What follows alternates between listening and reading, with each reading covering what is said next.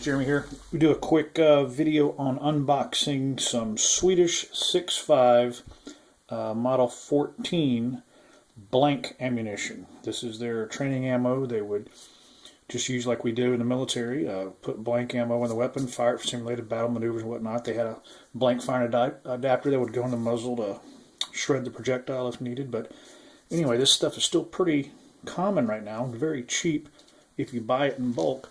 Shipping is kind of rough, but if you buy it like 4,800 rounds, about $300 shipping to the East Coast, comes out to about 5 cents a round, which includes the brass case and a primer and everything else. And who can beat primed brass for a nickel?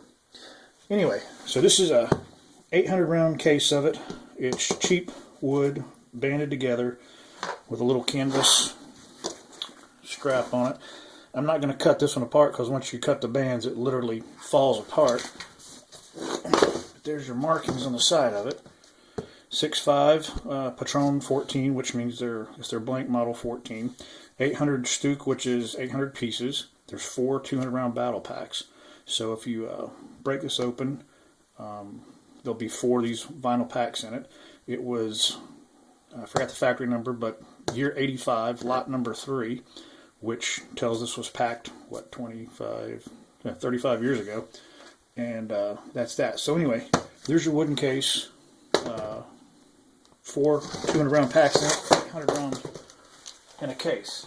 You open it up, and you get 4 of these vinyl battle packs inside of it.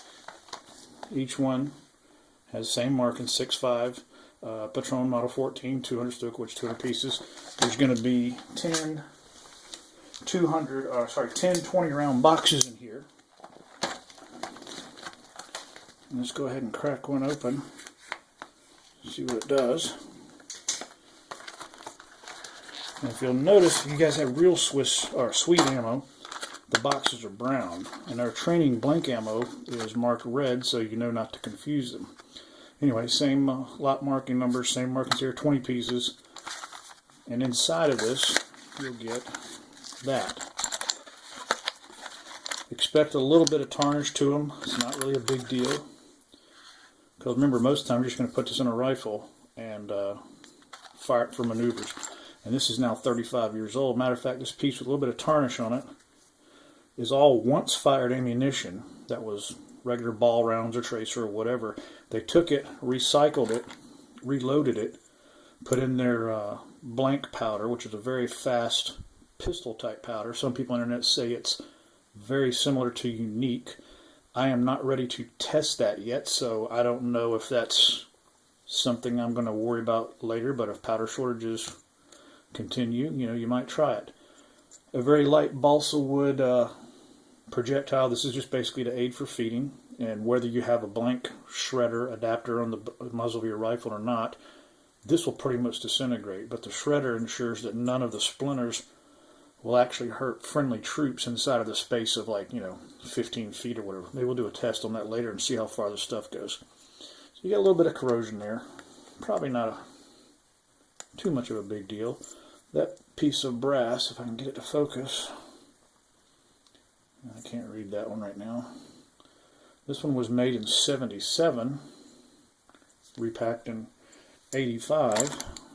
Let's take a couple another ones here. Let's see. That one's a little rusty looking, junky looking. Well, can't see that one. Anyway, it's a mix of brass because, basically they're range sweepings. They're just going to process it. And there's a 78. There's a 50, looks like 59 dated one. So you can get all different years. And the trick is what you'll do is you'll go through, sort them out. You can tumble them if you want, clean them. You'll pull this out, dump the powder, and you've got a primed piece of Berdan, non-corrosive primed 6.5 Swede brass. Take that, reload it with your favorite powder, put your favorite bullet back into it, and you have cheap brass that if you have Berdan primers, you can actually reload it again.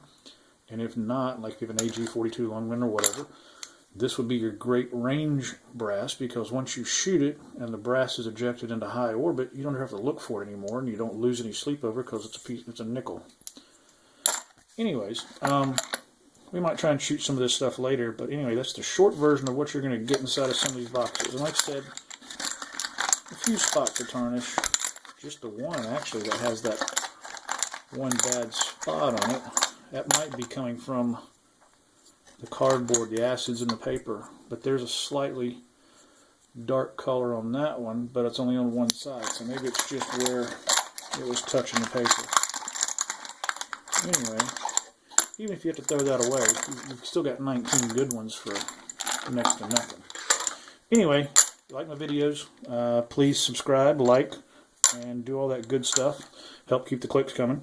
Have any questions, post them below. Thanks a lot.